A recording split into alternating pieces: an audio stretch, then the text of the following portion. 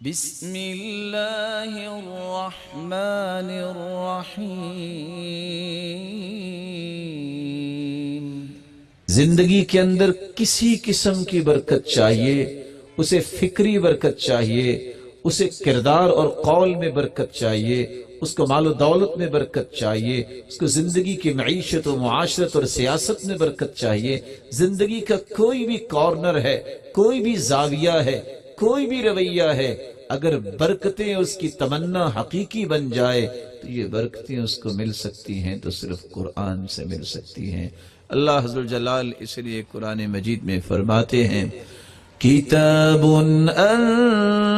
انزلناہ الیک مبارک لیدبروا آیاتہ وَلِيَتَذَكَّرَ أُولُو الْأَلْبَابِ۔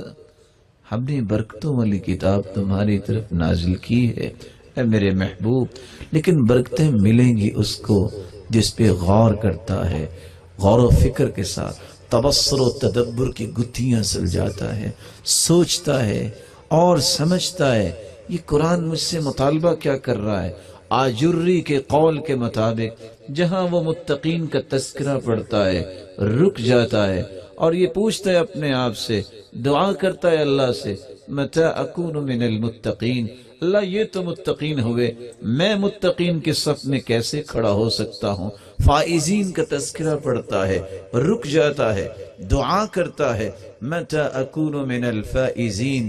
رسول اللہ صلی اللہ علیہ وسلم کا بھی تو یہی طریقہ مطابق تھا، کان اذا مر بآیت رحمت سأل، آپ جب ایسی آیات کی تلاوت فرماتے جس میں رحمت کا تذکرہ ہوتا تو آپ رک کے سوال کیا کرتے، یا اللہ یہ رحمت کی برکھا مجھ پہ بھی برسا دے۔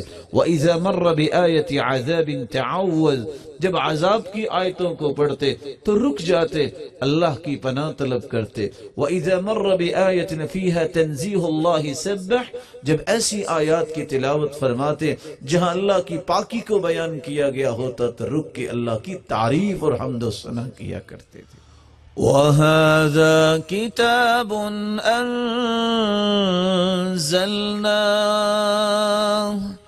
كِتَابٌ أَنزَلْنَاهُ مُبَارَكٌ فَاتَّبِعُوهُ وَاتَّقُوا لَعَلَّكُمْ تُرْحَمُونَ۔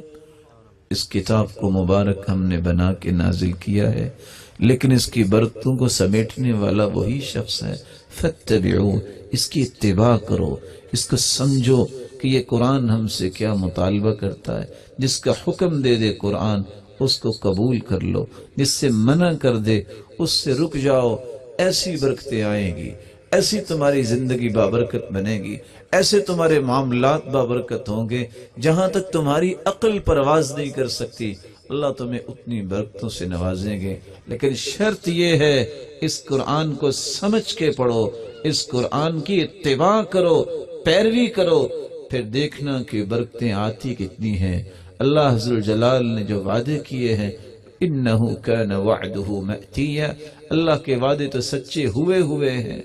ومن اصدق من اللہ قیلا ومن اصدق من اللہ حدیثا، اللہ سے بڑھ کے کوئی وعدوں کا بھی سچا نہیں ہے، کوئی اپنی بات کا بھی سچا نہیں ہے۔